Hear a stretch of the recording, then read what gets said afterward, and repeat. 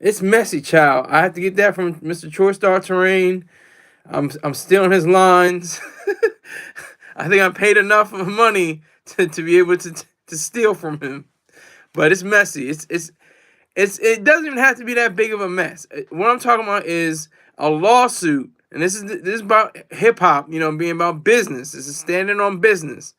This is hip hop being about copyrights, lawsuits, claims, copyright, and different publishing rights, stuff like that. All that has to be included. Everybody wants to have a good time, jam, yeah, woo. Girls want to shake a cheek, dudes want to get their swerve on. All that's cool. But behind the scenes, the music business is just that. It is a business. It is the business of music. It's the business of show. So, with that being said, I have to tell you about this story. Kidd Wes, a rapper, a SoundCloud rapper who really didn't make it that far, is salty at Donald Childish Gambino Glover for his song "This Is America," which came out in 2018. Okay, so let me get this out, James, and I'll get to you. So Kidd Wes is mad. First of all, he already brought a lawsuit against Childish Gambino / Don Glover, a year ago, and it was thrown out. It was totally dismissed. Then, come less than a year later, he wants to say, no, for real this time. He took from me. He took from my song. He took my flow. And his lawyer's like, well, it's like similar to a Robert Frost poem that it's like he has no idea. He is like really has no clue, obviously, what hip hop is about. If he's comparing it to a Robert Frost poem, and like that's really not part of the idealism. It's part of the culture. Robert Frost is definitely a poet that has inspired many rappers. I'm not going to say that, but just the way he phrased it just seemed like he was a little bit out of touch. And the point is that the track itself, the instrumental, has nothing to do with "This Is America." It doesn't even sound like it. Has no bearing. The melody that's in between the ooh, ooh, ooh, tell 'em about it, get your money, black man, get your money. That has no bearing, no relation to Kidd West's claims, and it's really sad. Because this is something that, but it's deep though, because he is showing how you have to register your copyright. I thought, and I've been told many times before, because I'm putting up content right now. Do I have to register this content in case somebody wants to take my stuff, and I have to say, whoa, he took my video, copyright strike, something. And then they'll say, well, did you register for copyright? And I'll be like, no. Did I have to?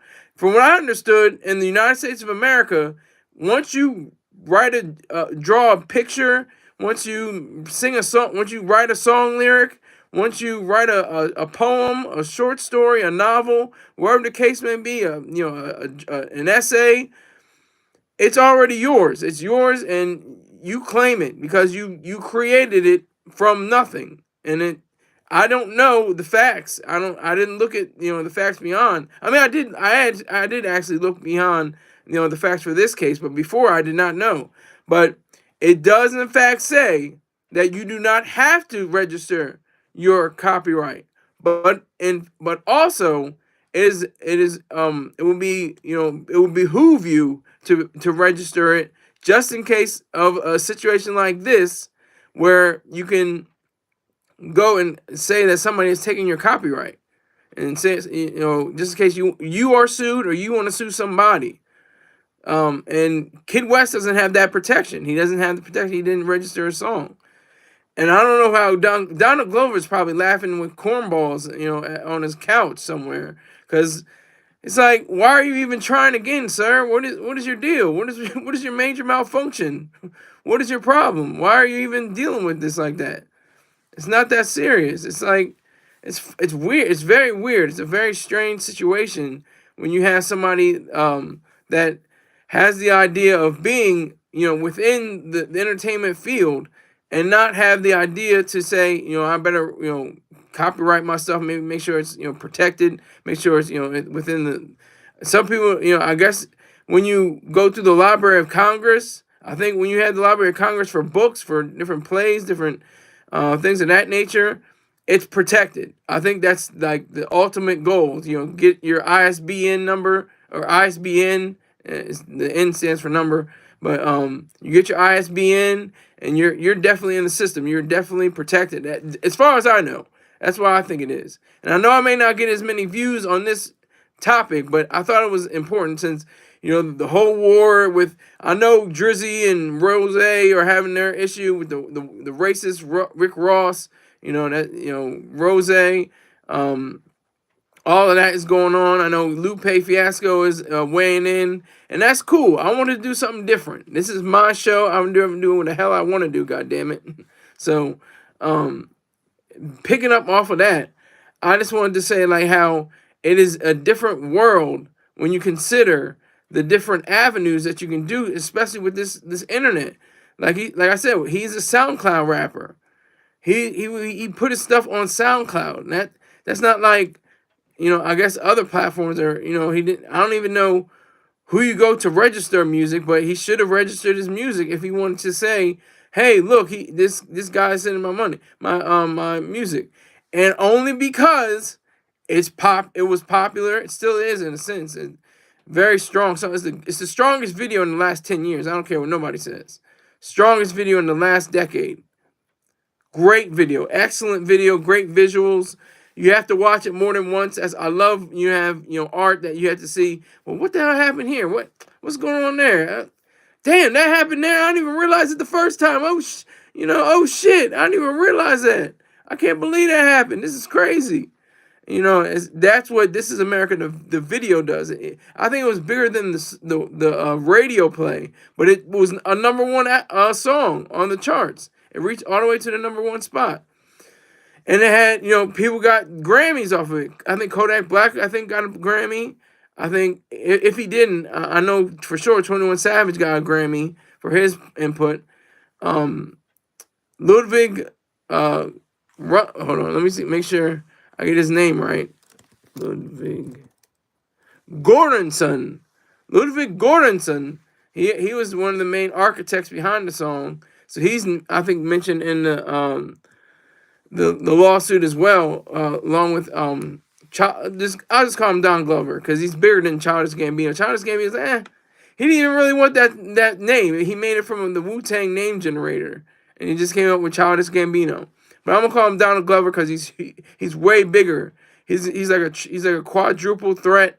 He's a rapper, singer, actor, director. He's a quintuple director, writer. That's a quintuple threat. Even more, he may be a sextuple, threat, producer. Whatever. He's a very talented guy. I only wish the best for him. I hope he wins this second round of nonsense lawsuit that didn't have to, even be brought up anymore. Didn't even have to be shown. It's a ridiculous game because if this song, This Is America, was number 199 or 99 on the top 100 charts or 98 or 86, he'd be like, that's all right, he can have that song. But it reached number one. It went all around the world. It was an amazing video. It garnered so many hits and so many likes and shares and video views that, I got something here. I'm a SoundCloud rapper. I'm not getting that much money. I may not be getting much money at all. I mean, the only similarity between the two songs I have that I can see is that both have America in the title. So that's the weird part about being in the industry. You're nobody till somebody sues you. That's a fact. Name anybody, and see if they have any person of great talent and ambition and success. Just success. Just the hatred of the good for being successful. Just imagine how many people have been hit with a lawsuit. some that pertain to art, not like sexual assault or something like that. But that could be a chance too. But especially copyright issues and stuff like that. But that could be an issue too, sexual assault. If they didn't do it, they had no relation to those kind of actions. It's only because they're successful, only because they made something on themselves, only because they're great. That's the reason why they're getting dragged down, because of that. That's the power. That's the power of fame. That's the power of money. And they always say, "Fortune or fame, Lord." And in Christian, mythology and in the liturgy and the song book, it's like fortune and fame are two of the. I have to think about that. I have to consider, is fortune and fame good? I am fortunate. I have a lot of money. I'm famous. A lot of people know me and know my name. So yeah, so a lot of people recognize me in the street and stuff like that. So that must be the reason why. I mean, but fortune and fame are just ideas. They're just senses. They're just, if you are fortunate enough to have a talent that's transferable to money, and you can transfer that money and you get on a pedestal, you're called famous. That means that you have that power. You have a sense of power. It doesn't matter if you have a lot of money. The late great Ayn Rand was not a billionaire, but she represented for productive billionaires.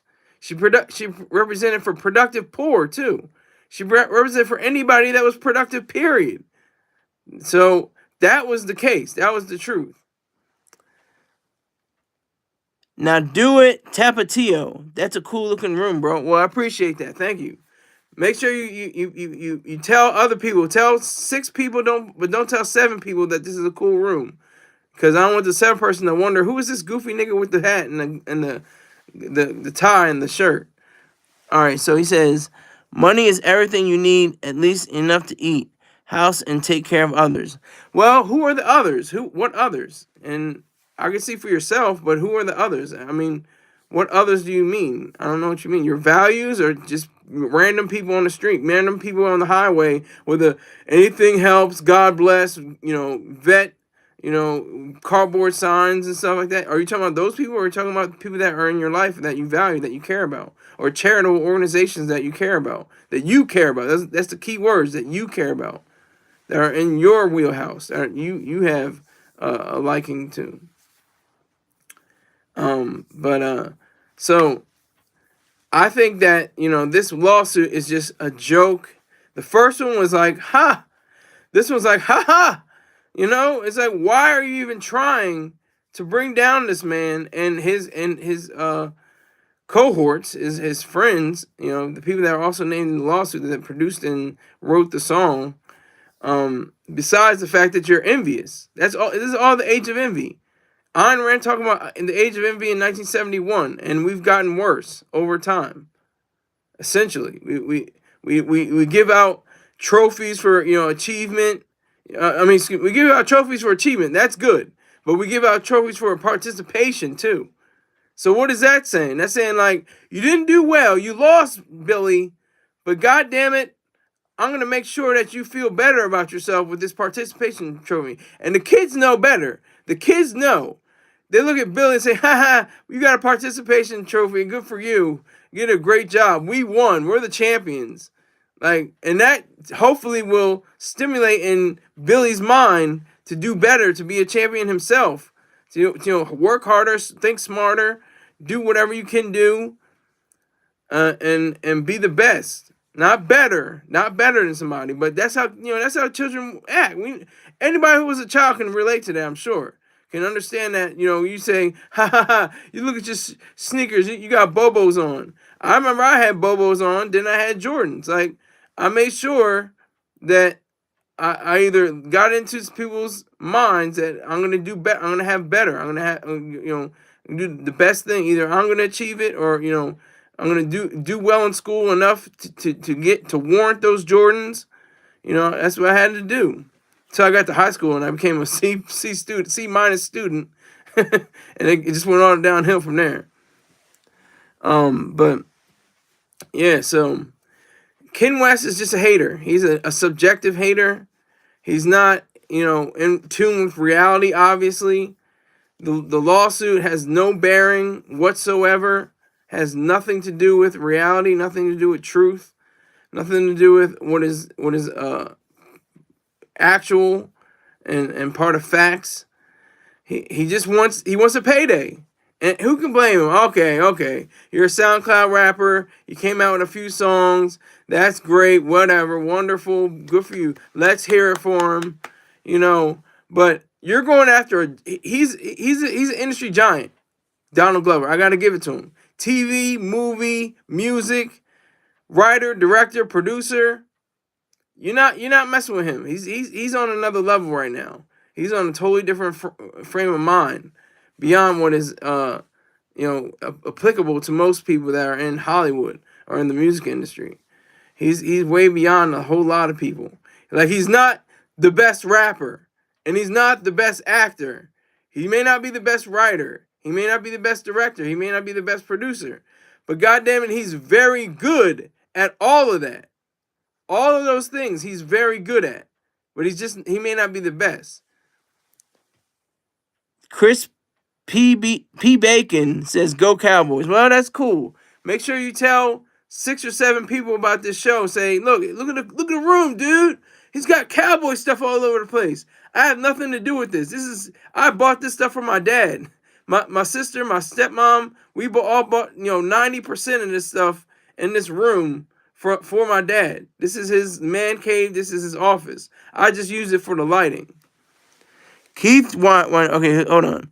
Now do it. Tapatio says, "My bad, I lost your channel. I meant to say you need enough to feed your brothers, sisters, mom, and dad, and whatnot." Exactly. Okay, that makes sense. People that you care about, people that are in your life that you love and selfishly care about. You care about them selfishly. They're a part of your framework. They're part of your identity. They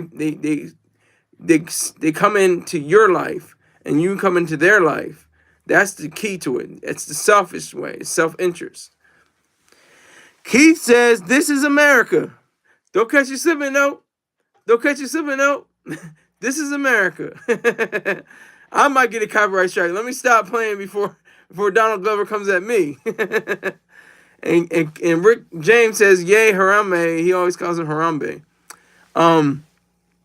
Tell us your story. I'm not your bro. What do you do, and what would you like to do? I'll do that if you give me the house minimum is on questions. That's not a question, but I'm not going to respond to it because this will take away from the show. Maybe if I have a few minutes after the show, I'll remember that. I'll mark that. Now do it, Tapatio. I got you. You didn't ask a question, but I'll remember that, and I'll tell you what's happening if I got a little bit of time after the show. After the show is probably around 5 o'clock, so it's I'm gonna remember that. I'm gonna remember you. Don't think I forgot you, my man. But don't call me bro. But you're a good guy. Do not recommend channel. What's good, Keith? How you doing? But he says, "Do not recommend channel." Do not recommend what channel? I don't know what you're talking about. Whose channel? My channel? Do not recommend what channel?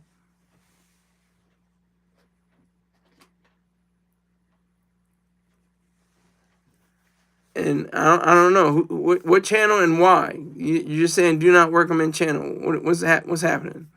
But anyway, Donald Glover, he's a force to be reckoned with. Chris P. Bacon. Okay, we got a troll. Okay, he wants to say bro. Okay, that's cool. Please hate all you want.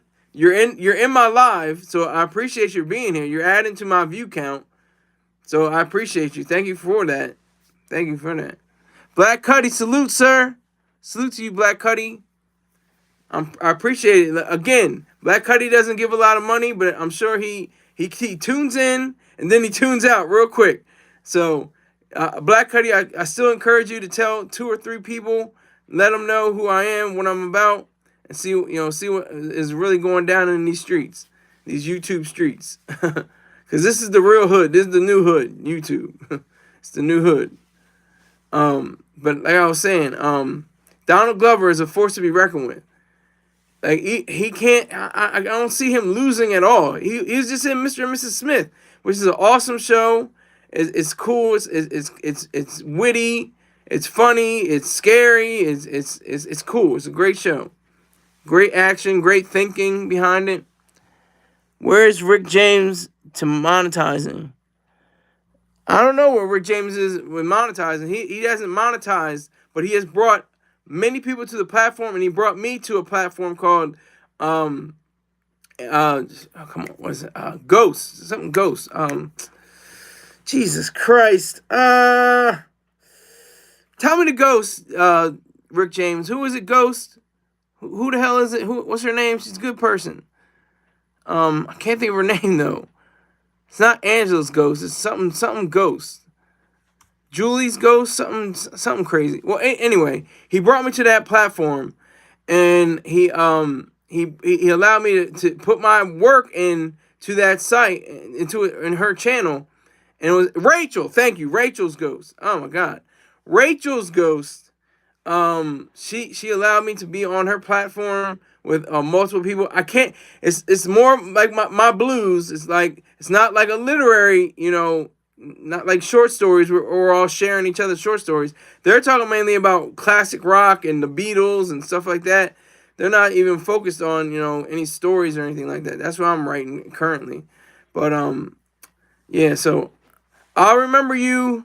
Tapatio, I think I don't know what you mean by do not recommend channel. I don't know who you're talking to, but or talking about. But yeah. Okay, let me see. Who said that was 10 years ago? LOL, huh?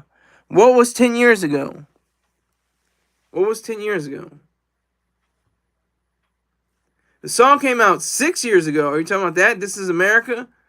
I'm talking about a brand new lawsuit. That's what the whole gist of this part of the broadcast is about.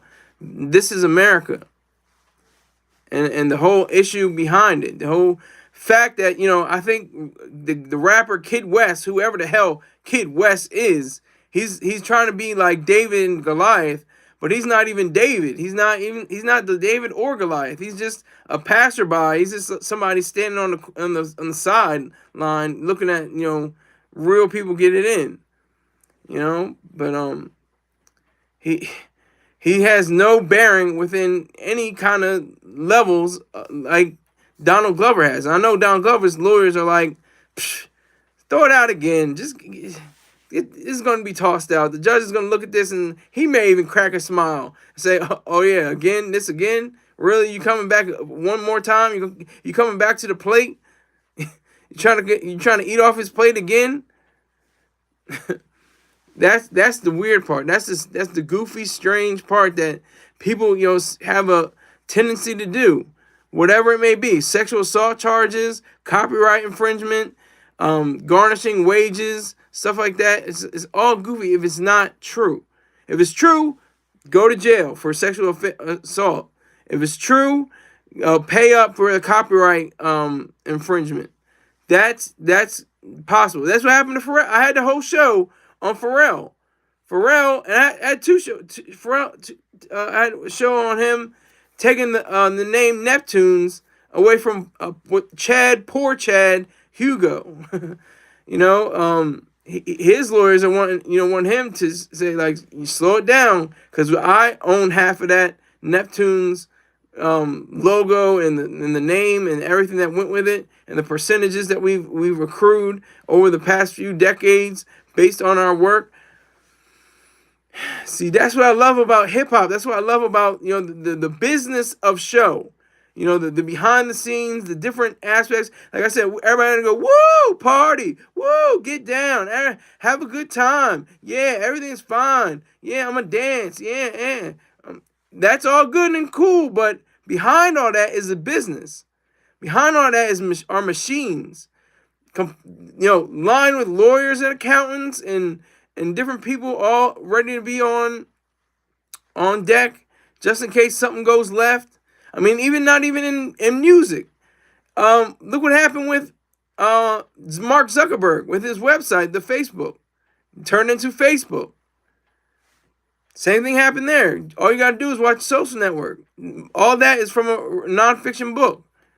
So the the Winklevoss twins, they were trying to get their hands on Mark Zuckerberg's money, and sadly, he settled for whatever amount of money. It looked like $55 million.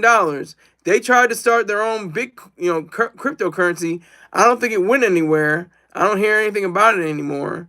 So, you know who won out of that? That was definitely a David and Goliath situation. Mark Zuckerberg was David, and there were two giants, three giants really. His best friend Eduardo, who was smart. He said he didn't go to Singapore because he was he was avoiding taxes. He was just trying to build up in a more enterprise friendly nation, even more in today's world than America. Singapore is a lot more business friendly than most of the places in the United States of America. The rap game is cold and Keith said it true. The rap game is cold and ruthless. It's blood. It's kill it, be killed. Blood in, blood out. It's a nasty little piece of art, but it really is. It's really like I said, you want to have a good time. You want to get your groove on. Shake it up in the club. With a bottle of bub, but all that has to be. All the samples have to be cleared. All the interpolation. Everything that the singers that are the background singers, the engineer, the master, all of that has to be funneled through, and all that has to be taken care of. Has to be taken care of. It's the truth. It's facts. Like I actually love that part about it. I love the ruthlessness, quote unquote. I don't love ruthlessness, but I love the business side. It's because anything you can think of is cutthroat. Modeling, cutthroat. Cooking, chefs, cutthroat. Mainly anything is cutthroat. Any, big business industry, sneakers, cutthroat. It goes on and on and on. How many different ways can you show how business is all about getting that guap, getting that guala, getting that dollar, getting all that money? That's what it's all about. It's getting money. But that's not capitalism. Capital is a facet of capitalism, but that's not the only thing about capitalism. Capitalism simply says that you have a social system that defines how a government protects your property rights, including your individual rights. That's it. That's all capitalism is. And that's how great a system capitalism is. How wonderful and beautiful it is. And it's the only social system of justice. It's the only social system of justice. Nothing else compares. Nothing else comes close. Nothing. It's a far cry. It's a far away race. It's like capitalism running laps around socialism, communism, fascism, any other ism in the economic realm. It's running laps around it. It's going over and over again. So that's just my take on that. So this lawsuit is just going to be very, cut and dry. Sorry, maybe you can try for 3. Maybe third time's the charm. I don't see this being, having any bearing against Donald Glover. I really don't see it. I listened to Kidd Wes's track. I was like, it's kind of boring. Doesn't sound like This Is America. Well, at least he came out with it. He probably got 2,000 views on it or something. I don't know how many he got on it. I can actually. Yes.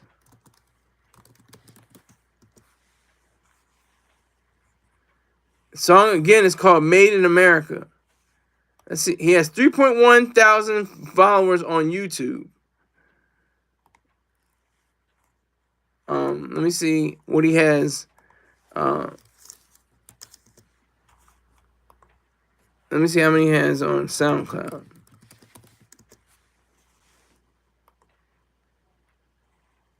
I'm gonna just check and see how much we got on it. Oh, we can't add a song. Can't add a song here. He'll come after me. He'll be like, oh my god, he's using his broadcast.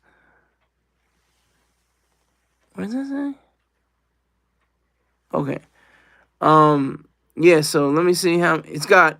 It actually has 116,000 plays, 590 likes, and 177 reply, what's it called? Not retweets, but it's like, I guess you play it over, you send it out again. But yeah, so he definitely has a following, but nothing like Childish Gambino, nothing like Donald Glover. That's for goddamn sure. All right, so half of the show in. Let's keep it moving. I wanted to ask a question. You may not know of her. I just sprinkled her name in a few times just this time period. But Ayn Rand's philosophy of objectivism and hip hop, if they were ever to collide, it would be an amazing achievement of creativity and sonics and joy.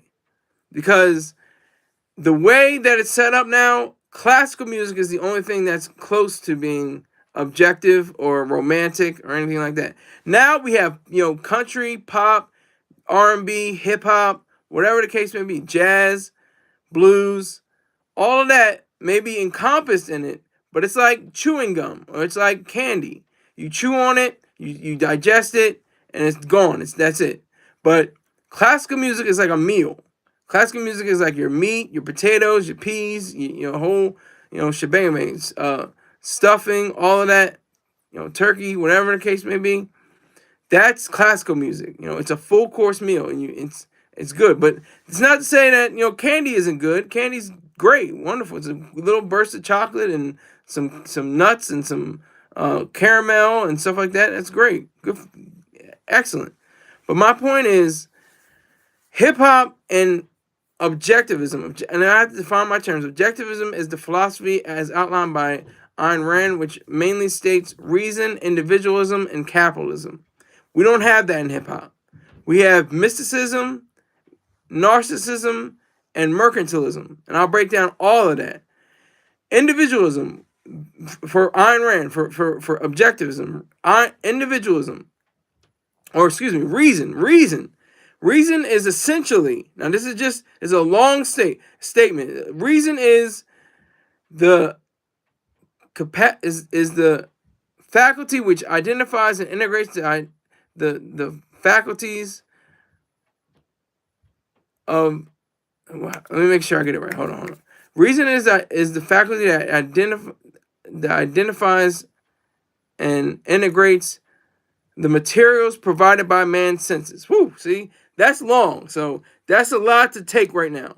So I'm gonna just break it down to shortness. I'm gonna just chop it down a little bit. Reason is your capacity to think. Okay. Individualism. I'm not even going to give you a whole list of that. Individualism is basically yourself, your individual self, the person who you are, as defined as an idea. That's what the ism means. Individualism. So that means that you're essentially saying that you have full rights over yourself. You have full reign over your individual person, your whole life. That's basically what it means to be an individual. To not disregard other people, but to elevate your own self. That's what it means. That's the idea of the virtue of selfishness. That's individualism. Now, capitalism, I just explained. I talked about property rights and individual rights and how a government should be proper in displaying that and showing that. That's what I think is most important. So that's reason, individualism, and capitalism. Now, I call it M&M for hip hop. For that, and that was objectivism. But M&M for hip hop is mysticism, which basically means ascribing to something that doesn't exist based on the facts of reality. So that's God, that's Allah, that's any Buddhism, Hinduism, anything like that. Anything that's anything could be really mysticism. You can make mysticism out of Marilyn Monroe if you wanted. She existed, but she's dead now. But you can gratify her and worship her. In a sense, just because she was some kind of idol. She was an icon of American lifestyle. She infected the culture so much. But that's just an example. But mainly it's about, you know, Jesus and Muhammad and Moses and all the different faiths. I don't want to say religions because people say religion and they say, oh, well, that's like brushing your teeth every day. That's like putting on your clothes. And that's totally different. That's a totally different vibe. So, what I'm saying is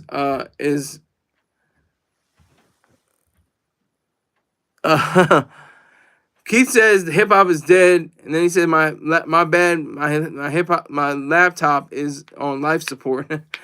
Get that thing juiced up. I know it's late. Hold on, let me break for a second. Japan time. It's 5:35 in the morning, so I appreciate you for watching my dumb ass. I appreciate it very much for thinking I'm clever enough to be worthy of your time at 5:35 in the morning, Keith. If you're still on, or you look at this rebroadcast. But so that's mysticism, and then narcissism. This is something we have to deal with. This is something that's very strong. This is something, you know. What the F does religion have to do with hip? That's what I'm saying. Good question. Before I move on to narcissism, which is a huge part of hip hop, I have to say, you know, I have to say that mysticism, faith. I'm not going to say religion. I'm going to say faith. It's the belief in something that which does not exist. And they know it. They use the terms. They use faith and belief. They have to have faith and they have to believe. That's just the cornerstone. That's it. It's not reason. It's not logic. It's not thinking. It's not rationality. It's just whatever you feel. I feel that, you know, somebody was reaching out for me from the grave. I feel that somebody's talking to me in my sleep and it's a ghost on the edge of the bed. I feel all this. And that's what's in hip hop. Name all the atheists in hip hop. I'll wait, Keith. Name the atheists in hip hop. That's what I'm getting at. Name how many atheists and rational, you know, just rational individuals are in hip hop.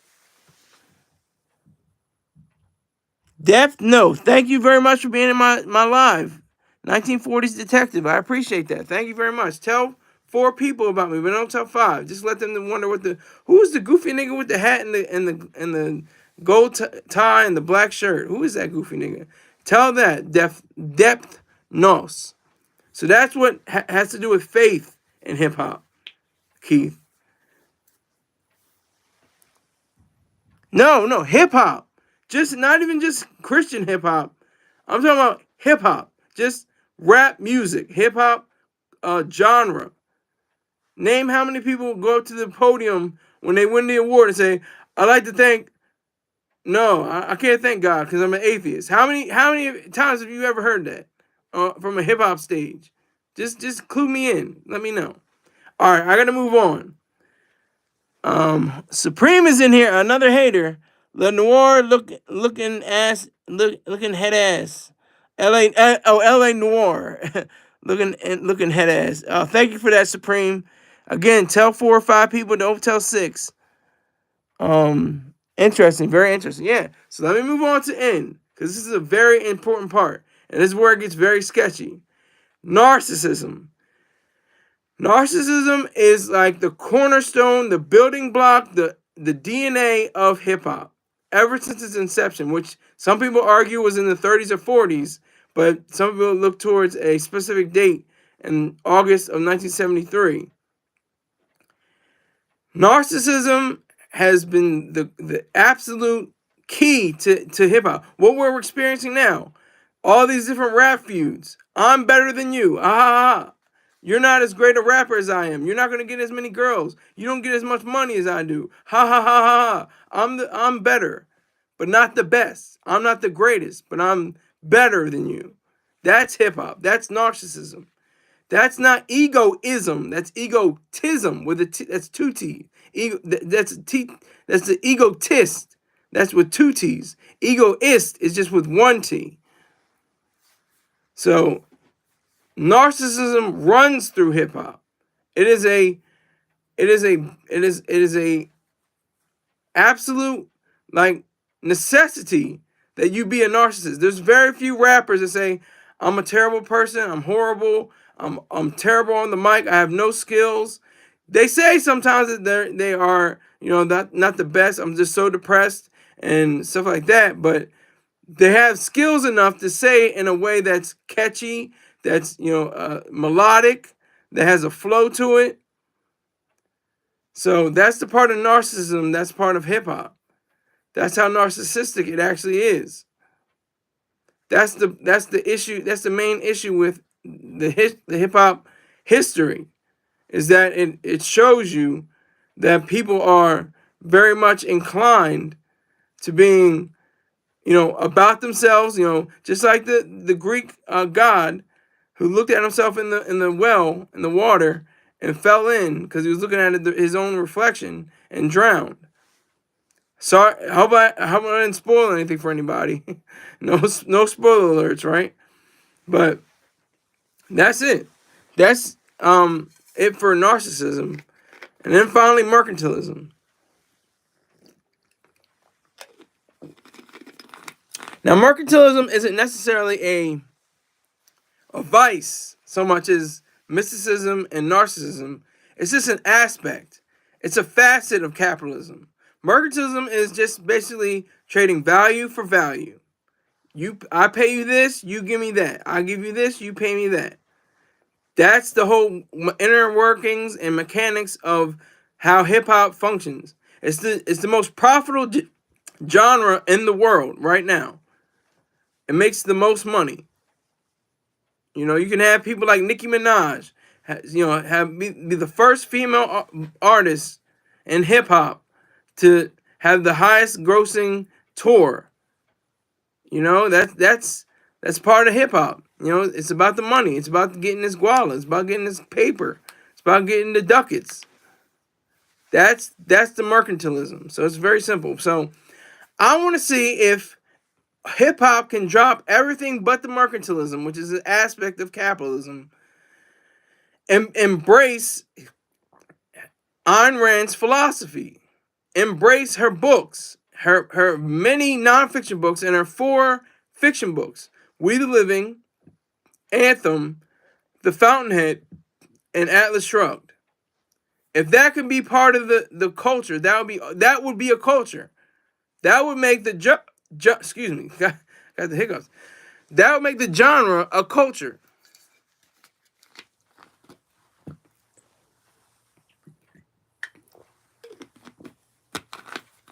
That would allow men and women to be creative, to not be backstabbing, to not be, dog eat dog, not any of that nonsense. Any kind of notions towards that. That would permit people to be on the side of reason, of thinking, and that would make it beautiful.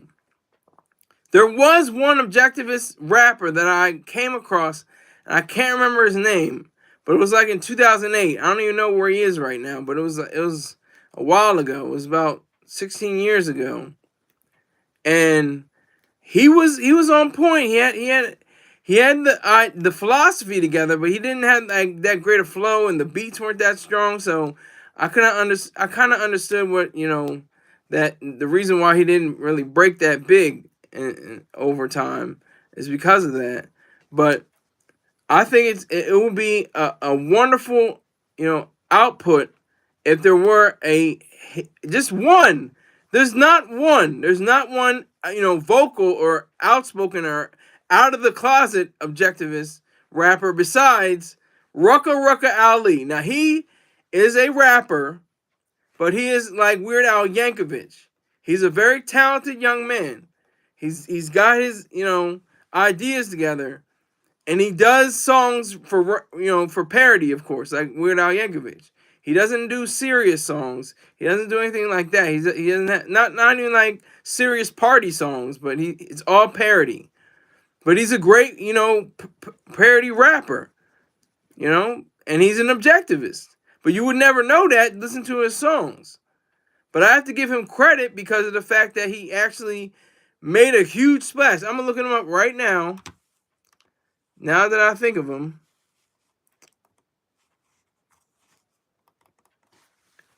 I'm gonna look him up Rucker Ali. He has 1.57 million subscribers, okay? 1.57 million subscribers. And he's producing all the time. He's always producing. He just made a career. I'm not saying. See, that's part of the language. Producing. We say that in hip hop. I mean, oh, he's a beat maker. Oh, he makes beats. No, a producer is anyone who creates, builds, makes, does something that is beneficial to life. That is pro life. That is actually in great stead of creating and making something. That's producing. Keith says the only black rappers who never use the N-word are Will Smith and Heavy D. Hey, slow down. There's you just mentioned gospel rap. There's gospel rappers that don't use the N-word. Lecrae is one of them. And there's many, I'm sure there are other rappers that haven't used the N-word or said they aren't going to use the N-word again. So you got to be careful, Keith. Be careful. So,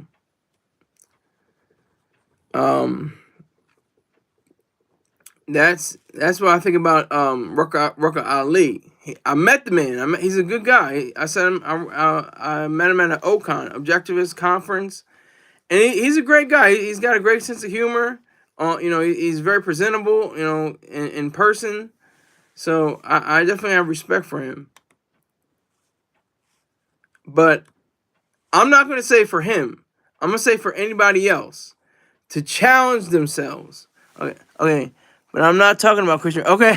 But I'm talking about Christian rap because that's still, Lecrae is still a rapper. He was on the BT Cypher, I'm sure a few years ago. I can't remember exactly when it was, but he's still a rapper. And I'm sure he doesn't use the nigger. That's the weird thing too. Once again, I have to revisit it. He said the N-word. He doesn't use the word November. He doesn't use the word nighttime. He doesn't use the word nicety. What is the N-word? Oh, but we know what the you know what the N-word is. And I was just watching a video of a woman getting beat on, a white woman getting beat on by a black woman because she said the word nigger, which everybody should be able to say the word nigger because it's a word, it's a concept. And I think if the word nigger was used more, especially by professionals, if the word nigger flew from the words of journalists, tonight's news, niggers are going wild in the streets, we would be like, oh shit, I got to pay attention to this. Niggas is wild in the streets. Like, I want a news broadcaster to say that one time, just one time. Just give me one time when you say, "Oh, the niggas is wildin'." Did you see that, nigger? What's your name, nigger? Okay. This nigger just told me the report today, and I would just love that. I would love our politician to say nigger. I want Joe Biden to say nigger. He said, "If you don't vote for me, you're not a nigger." He should have said that. And niggers would have still voted for him. That's the thing. That's how brainwashed or brain sullied. I don't like the term brainwashed because you have a brainwash. That means you have a dirty mind and your brain has to be washed. No, you have a brain cleaning. You have a fresh perspective. I would love to see a president say that.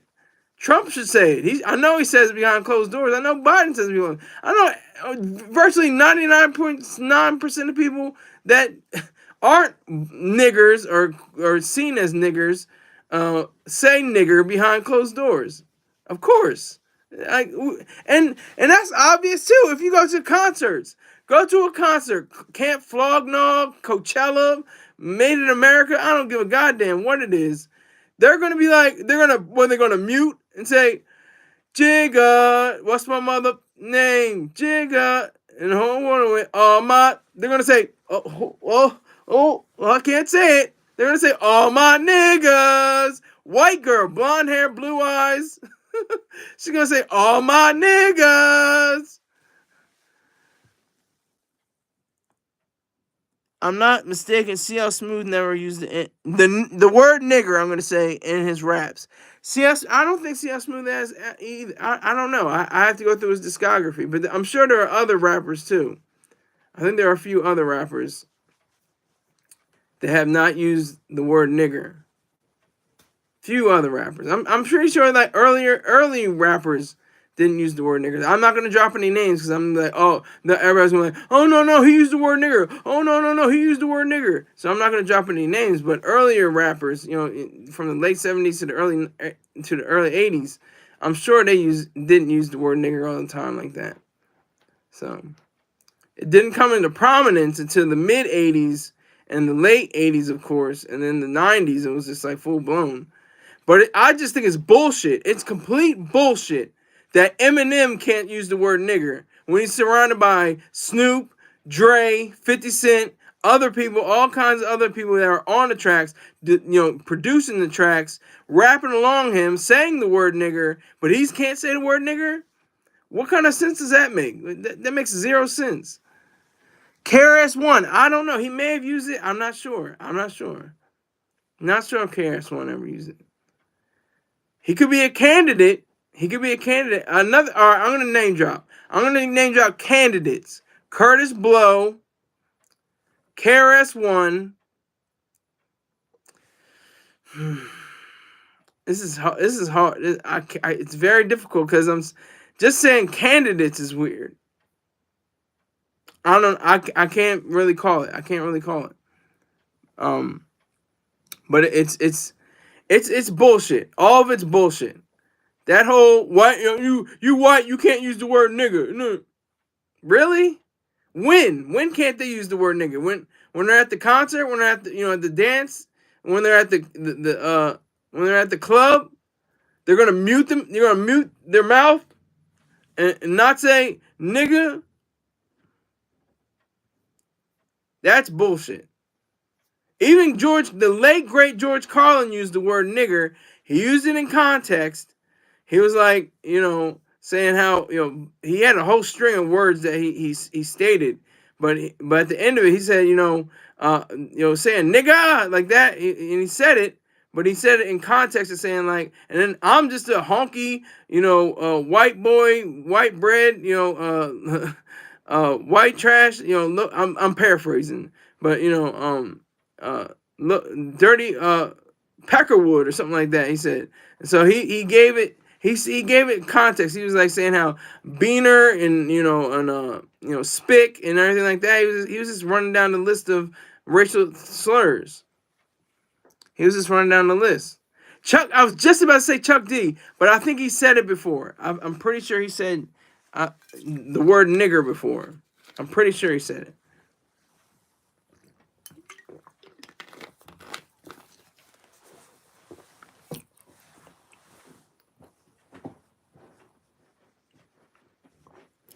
I think he said it. I'm pretty sure Chuck D said it. But I'm not sure. I can't go through discographies. I'm going off the strength of my mind right now, because there's so few people that have not said it. Besides, obviously, like Eminem and stuff like that. That's really easy to say. But he recorded a song like when he was 16 years old, or like 18 or something like that. And he was saying the nigger. He was saying nigger on the song about this girl that either cheated on him or treated him badly or something like that. And that surfaced like in 2005, 2006, something like that. And it was just like, okay, he's still Eminem. He's still the best. He's still one of the GOATs. So nobody really paid it much attention, as they shouldn't, because who gives a goddamn? The word nigger is just, part of hip hop, folklore, mythology, It's become a myth, almost a mythological character, It's become the Moby Dick of no Diddy of hip hop. Everybody wants to use it. Everybody wants to say it. Everybody wants like Ahab wanted to find the great white whale. People are using it to find that great white whale of fame and notoriety. But that's the part that gets me. That's the part that really gets me to thinking, to actually regarding these things, to understanding these things. Who is this? Oh, oh, my man Pang is in the room. No Diddy. Yeah, so, salute to you, sir. Appreciate you. And that's a good point too. That I see him, I was going off. I was going off. Let me do my advertisements. First and foremost, this is the first day post the actual usage of Peng's product from his website, lifestrongapparel.com. That's lifestrongapparel.com. He gave me a jar, just a mason jar of the goodies. They're good. I have to let the cat out the bag right now. Wild crafted sea moss with fruit infused with organic fruits. This time it was blueberries. So I was, I was eating it up like it was catnip. It's that good. I'm not gonna bullshit him. And I told him, I said, if it's not good, I'm gonna be like, my man, I'll promote the website, but I won't be able to promote the product. But I could promote the product. It was an excellent piece of craftsmanship. The raw wild crafted sea moss with the infused fruit, organic fruit. It's an excellent product. 40, what is it? 45 or 40? Let me make 100% sure. $44.50. Had to make 100% sure. You can get on his site again, lifestrongapparel.com. All right, tell him that I sent you. Tell him that Scholar Saunders sent you. He says, I ate a whole jar today, mango. See, it's not hard. It's not hard. It's not hard to go through. I'm trying to make it last. I have about 3/4 way left.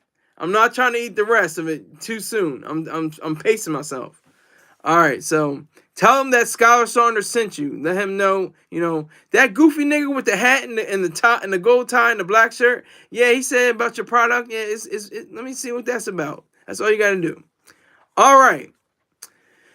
Also, Mr. B Jackson 5478. Now, this is an interesting individual because I saw, a post that you may have seen on the internet before. He said, when you get quiet, and this goes in with Peng too. When you get quiet and people notice, and the ones that notice that, those are the real ones. So, Peng is one of the real ones because he picked up on the reality that where I live. He was like, I'm coming to your door. I got the product. It's real. It's right now. Same thing happened with B Jackson. He was like, you all right, man? Because I took off for about a week and a few days because somebody passed away in my family, and I was just like in a bit of mourning session, and I came back and put the show back up. But his is at BEEJACKSON 5478 on YouTube. B Jackson 5478 on YouTube. Tell him that the goofy guy Scholar Saunders sent you. All right.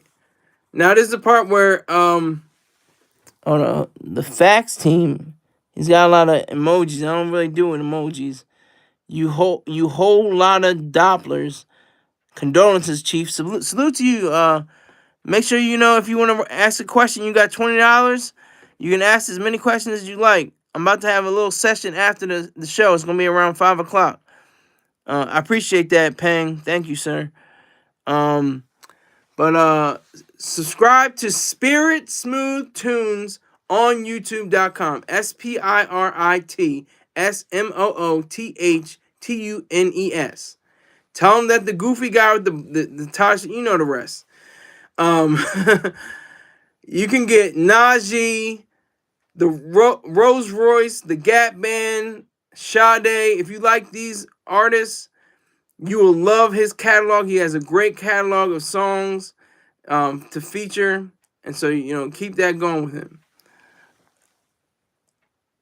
Oh, them emojis just illegal. Eagles. Well, those Eagles are illegal. I'm not a Cowboys fan, but a supporter. I'm really I'm partially an Eagles hater. So, but we have fun. We have fun with a lot of people in our family. The person that I was just talking about who passed away, he was an Eagles fan. He was a really good friend. We always went back Cowboys, Eagles. You know, he was my dad's friend really. And but he was strong Eagles. He fly out to a game.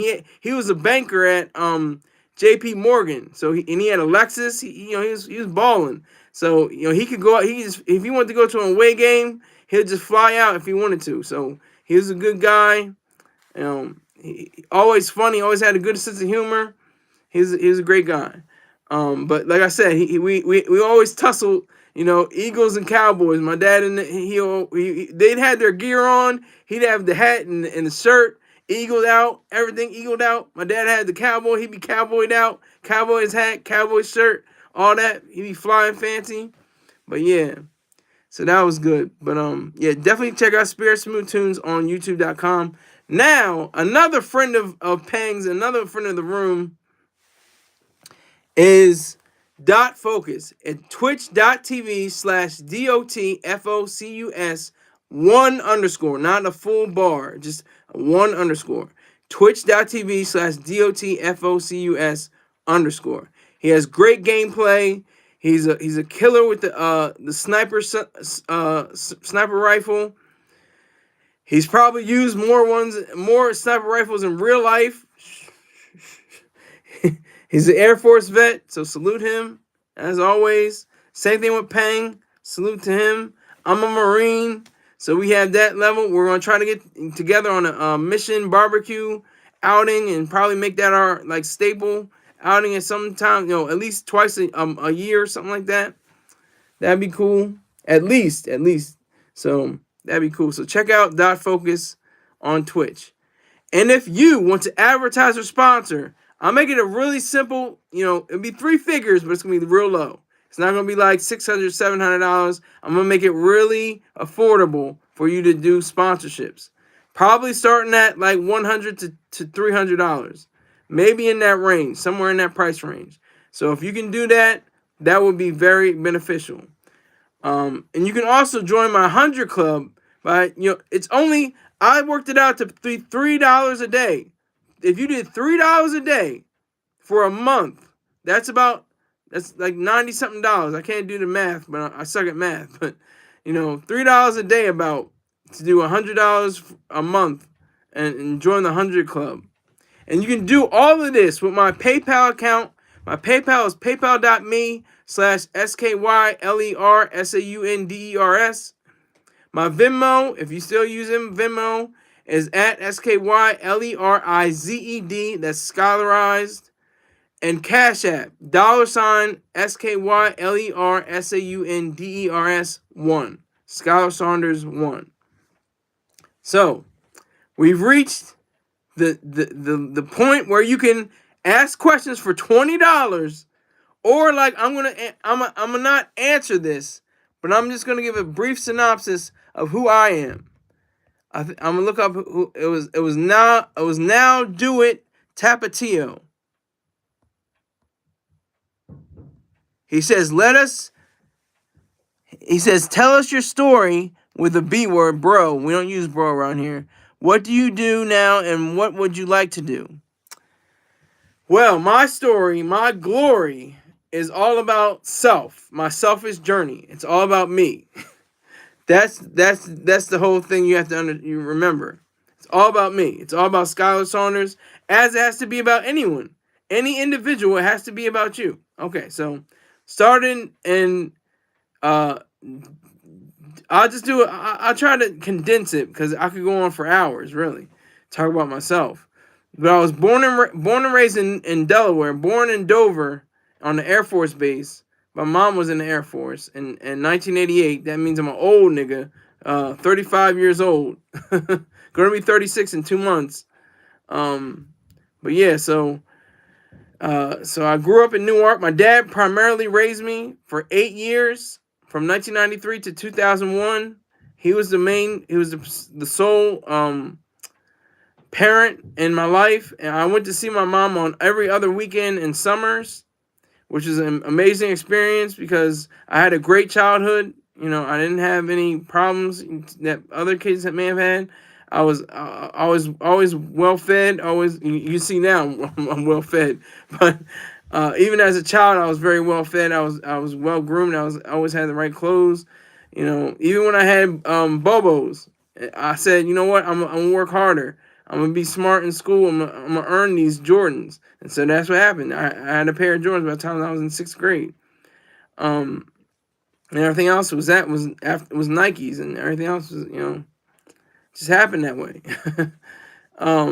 But yeah. So who am I on this platform? This platform I started just a year and a few days ago because Mr. Troy Star Terrain told me. Well, before that, I'm gonna go to after my high school career. I was in the Marine Corps for a year and 6 months, for 18 months, and I have bipolar disorder, so that was the reason why I was kicked out. Basically, I was booted, but I had an honorable discharge, and I was given temporary TDRL, temporary disabled retirement list money, which was like 50%, I think, at that time, and it was like what, maybe like $600-$700 a month, something like that, and I was getting that on top of being a barista at Starbucks. So I was like, hey, this is all right. I was in the Marines because a female I dated, beautiful Puerto Rican woman. Hold on, it says, "Stop the cat, boy, you zesty." You can say I'm zesty. I appreciate the watch. Thank you for the view. I'm not zesty, but you can say it all you want. You can say it as many times as you like. I'm not going to put you in timeout. I'm not going to dismiss you. I'm not going to put moderators. I don't have any. The only moderator I have right now is Pang and Rick James. So it's up to them. If they want to kick you out, that's on them. They have they have the power, but I suggest they not. I want you to hate. That's what I'm going to get to now. Before that, I was toying with the idea of becoming an objectivist. I was a student of objectivism at the time. I'd only read one book, The Virtue of Selfishness, and also by Troy Star Terrain, Objective Hate. And those two books put into my mind the idea of who I should be as a man of color in America. I don't consider myself a black man. I only consider myself a black man when it comes to racism. That's the only time I consider myself black. That's the only time. So I have to, always be on guard and have my mind up and have my, my head on a swivel when it comes to, different issues like BLM and stuff like that, because I'm not a part of that crowd. But I appreciate you. Again, Stop the Cap. Please be hateful as much as you like. Be very negative. That's how niggas be. Oh, this nigga zesty. He whack. He corny. He ain't getting nobody. I got, enough, subscribers. I got over 500 subscribers in a year, in less than a year, actually. So, from nothing, and nobody. I have no managers. I have no writers. I have no directors, no producers, and nothing. It's just me. It's all me, all day. All I do is give credit to my viewers and Mr. Troy Star Terrain, who said it. They want to see your face. They want to hear your voice. So that's what you're getting. I'm doing it my own way, though. I have my own uniform. They're just saying, oh, look, it's just Sky's, it's just Star's younger brother, or whatever the case may be. And they say a lot of bullshit, but that's what they're supposed to do. You're supposed to say all that because you're haters. Subjective haters. You're not objective haters, but you're player haters. But I need the player haters. They keep me on my toes. They keep me, in good standing. So, all right. So I get out of the Marine Corps. I go into the I'm done with the Puerto Rican chick. We're not an item anymore. She actually has 2 great kids that I can, by Facebook. I don't know them personally, but she was able to push out 2 pups. But I was smitten by a young girl with too many islands in her. She had St. Kitts, St. Vincent, Jamaica, Dominican island. She was just full of islands, but she was sexy as hell. Little dark skinned chocolate brown chick. By name I can't name it, but because she has a very unique name, but um, she was very attractive. She's just a little tiny thing, just a little petite, maybe like 5'3", 5'4", something like that. I'm 5'11", so I pretty much towered over her. Don't mean to say that as like, oh yeah, I gotta have a petite girl, I gotta have a little girl, to boost my manhood, to boost my ego. No, I can get a 5'9", 5'11", 6 foot chick and climb up on that. and be just as happy. But okay, so I'm out. I get kicked out of the house basically. I'm out of the house again for the second time, and I'm in Pennsylvania. Pennsylvania, I find a chick that's not very, she's not as beautiful as you would always see, but she had a great mind. That's usually the case anyway. But she knew it. She had a funny shaped head. Her head was shaped like it was like caved in, like a little bit caved in, like, but she wasn't like so ugly. It was just her head was just a little distorted. It was weird. But she held me down. She was the first person to say, "You my man." She was the first one to give me a gift. I've given gifts and paid for dates for other chicks. She was the first one to give me a gift, and that was very special. I appreciated that. Um, yeah, so I definitely enjoyed the time that we had. We saw the Atlas Shrugged movie together. I was in Coatesville, Pennsylvania, um, with the VA, the Veterans Affairs Administration, or just the Veterans Affairs Department, whatever the hell. They always go back and forth. I think it's just the Veterans Affairs Department. Or Department of Veterans Affairs. That's what I think it is. Department of Veterans Affairs. And so I'm literally have like odd jobs. I was hustling, gravel and these big those Home Depot trucks. You see the Mexicans lined up to get on them. To drive or to have somebody to drive with them, and they carry the work. That was me. I was carrying the work in those trucks. I also cleaned out mobile homes. I shoveled shit in Pennsylvania, like literally. Like it was treated so it didn't smell too bad. It wasn't like awful, but you could still you recognize the chemical compounds within it. Still said that it was feces. So I did that for a little while, and I was dating a girl. I look back on that time like, damn, that was a good time. That was pretty good. Then I worked at Olive Garden, which was bullshit. I was terrible. I was horrible. I was a great barista. I had awards for being a great barista, not being on the coffee machine, but on the cashier side. I was a great cashier. So I had awards. They gave me a stereo system, a mini laptop. They gave me, they had cake and ice cream for me, balloons, all that fly fancy shit. It was cool. It was great. I enjoyed it. But flash forward back to OG, man. I couldn't do 3 tables to save my life. I was terrible. I could hardly even work 1 table. And there's people running in and out and have plates in their hand, and, on the platters. I was just like, all right, this is just I can't. I'm out. So I told the boss man, the general manager, Marshall Lowe. He's dead now. So I can say his name, Marshall Lowe. I was just like, you know what? I can't do this anymore. He's just like, I didn't hire you to fire you. I was like, you know what? Well, I gotta get out of here. And then I pretty much hightailed it to Massachusetts. Beautiful, beautiful, beautiful. I was working with the VA again. This time I was a trash man. Because you can say, oh, we were doing recyclables. Oh, yeah, that's cute.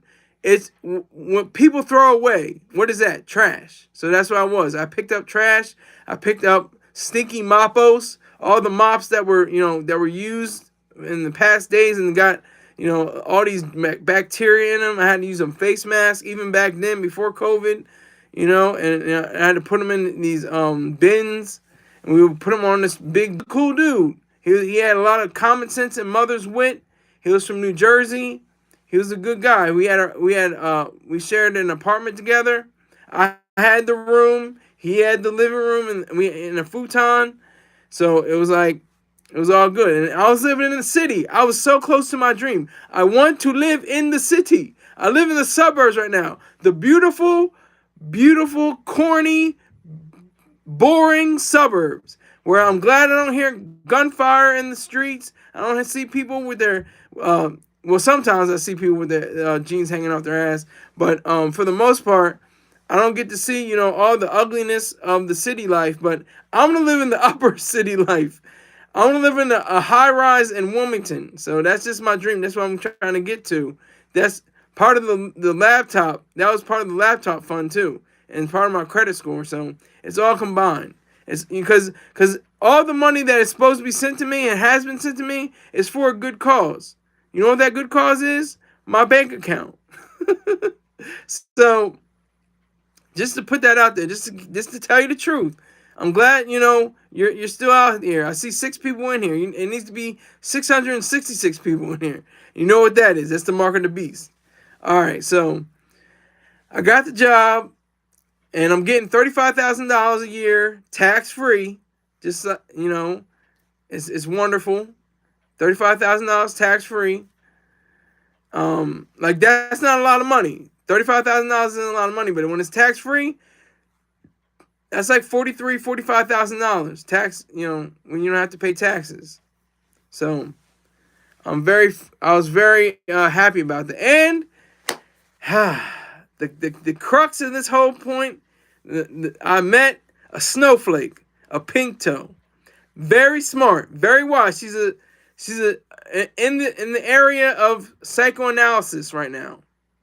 Can't tell her name, but she was the first person I ever allowed to engage in sexual congress with me. She was the first person I allowed. She was the first woman that had the grace, had the benefit of enjoying the greatness of me.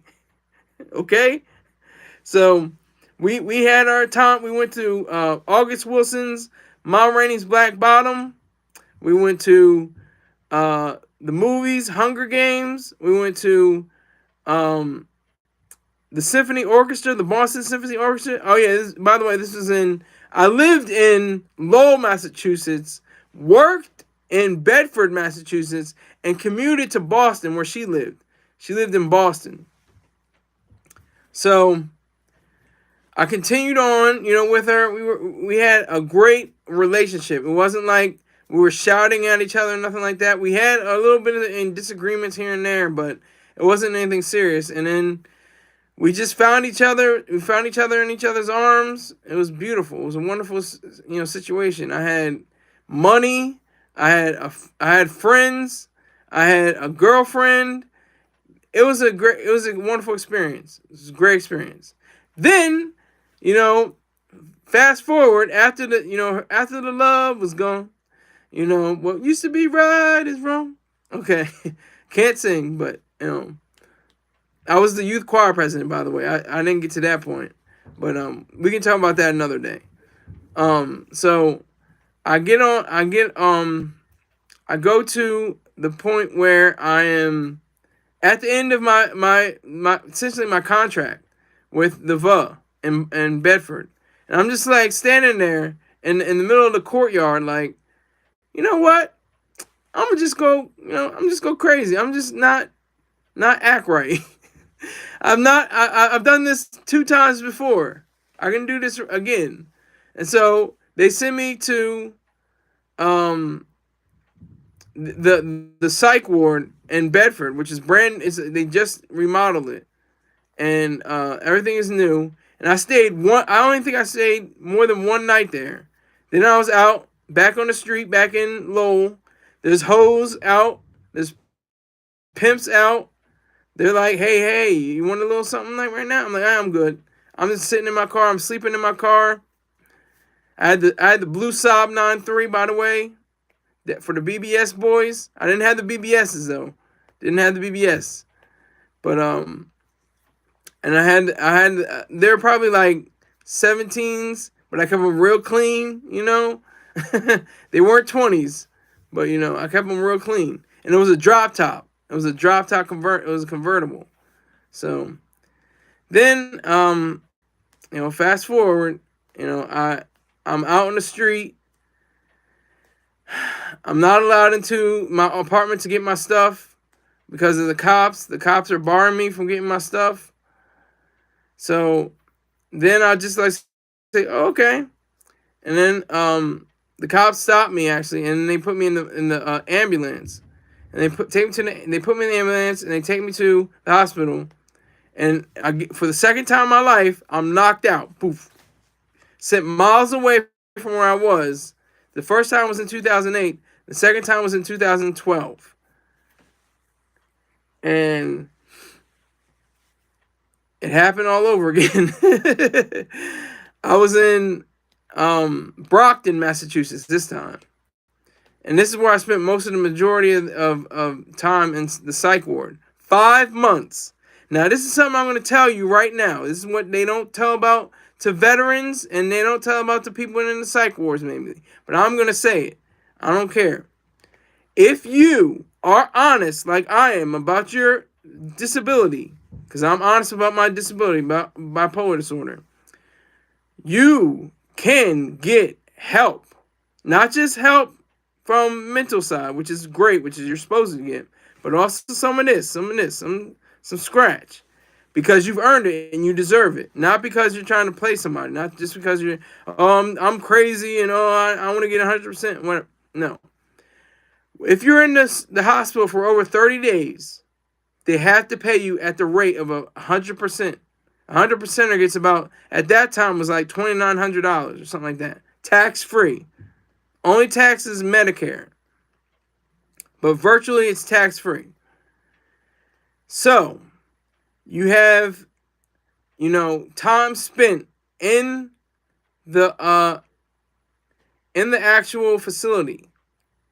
And you are trying to, you know, get a hold on yourself. Because I was told back in Pennsylvania, they said you're not well. You need to get help. You need to get a lawyer, something like that. And I didn't get the lawyer in Philly. And I was just like, because it's going to stop me from working. Because you have to have one or the other. Either you're on disability and 100%, or you can't quote unquote work the traditional, you know, W-9, you know, 1099 form, you know, tax, you know, working a register, wherever the case may be, you know, collecting carts, you know, whatever, you know, or you know, just being in anything, a carpenter or something like that, whatever the case may be. You can't have both. So I was paid afterwards. No, moving the story forward. After 5 months, I had accrued, I think it was $23,000. $23,000.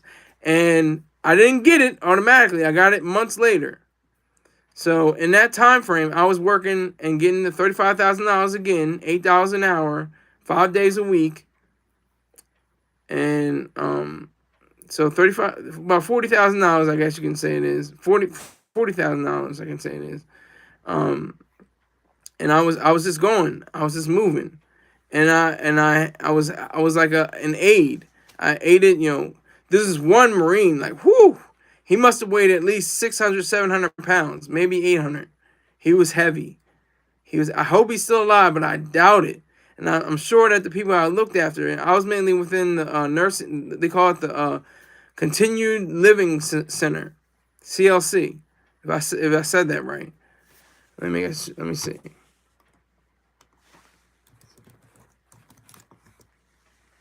Community Living Center. That's what it's called. CLC. Community Living Center.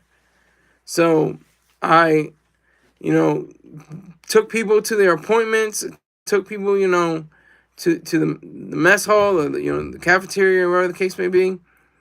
I made sure they watched, you know, we played bingo, you know. This was my job. We watched movies. I remember watching Lincoln. It was great. and I was in what they call it the Doms. I was in the Doms in Pennsylvania as well. But you don't have to pay for it. You just have to work. You don't pay for your rent or anything like that. But you're in like this. It's like a dormitory. They call it the Doms, but it's really like a college dormitory. And you're in there. Um, but so let me see where are we in the story? So I get out. Um, I go to I graduate. It's called the Reach program. I can't remember what the Reach program stands for. I'll see if let me see. I'm gonna try to see if I can look it up.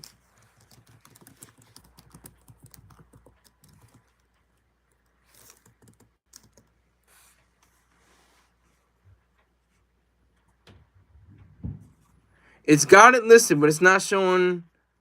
It's for substance abuse, homelessness, and mental health. So I was two of those: homeless and mental health, and well, three unemployment. Well, I mean outside of the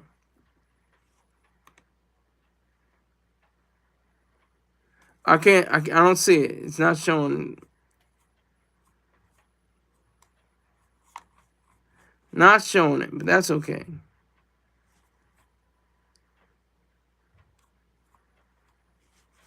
But yeah. So I graduate the Reach program, and then I'm sent up to Lesbianville. No, I'm joking. I was sent up to Northampton, Massachusetts, and I'm working again. I'm working in the kitchen this time. Then I'm working at the desk. Then I'm working. That's my last spot. And then I went crazy again. They put me they put me in the psych ward for like 2 days, and then I got to a point where it was like, I'm homeless. I have nowhere to go. I had nothing. My stuff was rotting next to a train tracks, and I was just like, I literally, it was the first time and only time in my life I didn't have a complete household over my head. I slept on the bathroom floor, and that motivated me. Look where I am now, haha, back at home. So I'm not mad. So that was it. I called a Greyhound bus for home, and then they said if Gladys Knight had a song, she'd be like, "He's leaving on that midnight bus to Delaware." Wizard, Bussy Boy, do you get super chat yet? Well, I'm not a Bussy Boy. You must be talking to yourself there. I don't do super chat yet, and I may never do super chat. I get money through people, and I'm only answering it because you didn't have a question on the end. But Wizard, so you owe me $20. You definitely owe me $20. So don't think I'm going to answer any more of your questions because I'm not going to answer them. So I hope you understood that part, because it doesn't seem like you have enough brain power to comprehend that much. Unless you got $20 from me, then you may have enough brain power. So now I'm back in Delaware. This is 2013, back in Delaware.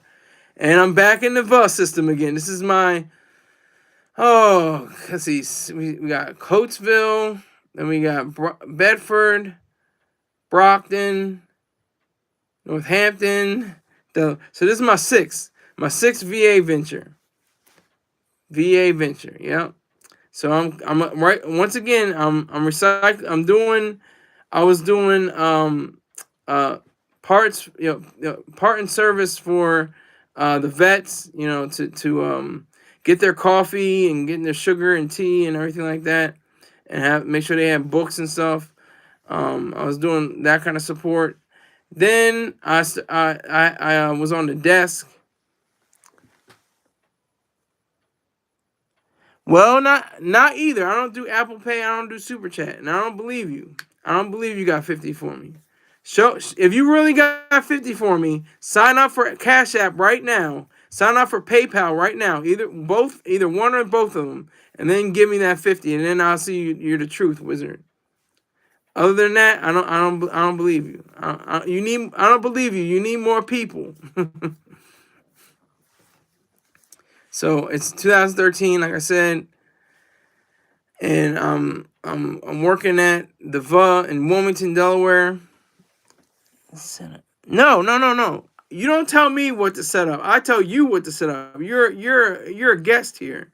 You just happen to be here. You set up Cash App or PayPal or Venmo. I'm not setting up Apple Pay. Let's get that correct.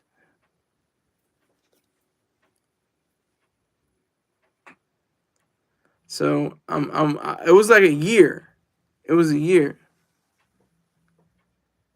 It was a year that I was at the VA in Wilmington. And I collected those checks, about $40,000 a year. Good checks, tax free. Then it was like, what the hell is going to happen now? What's happening? Then happened to be, and this is when I had my $23,000. That's I bought a Silverado, a truck, a black Silverado SS, Chevy Silverado SS that I happened to total. We'll get to that on another day. I'm about to get out of here, actually. It's 5:30, so I appreciate everybody that came through. I'll get to another. We'll do story time another time, but I appreciate you, and I will see you sometime tomorrow, most likely at 4. Take care.